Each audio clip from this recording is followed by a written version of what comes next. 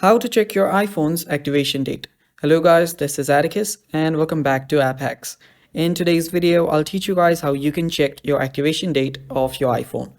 Now before we start, if you are new to our channel, head down below and hit the subscribe button so you don't miss out on our future videos. Now let's get started. First of all, head over to settings. After you head over to your settings, go to general and go to about. Now from here, you will need to get your serial number. So now copy your serial number, long press on your serial number and then tap on copy. After you do that, head over to your Safari and search for Apple coverage check. After you search it, you will need to head over to check coverage. So after you head over to check coverage, you will then need to type in your device's serial number here.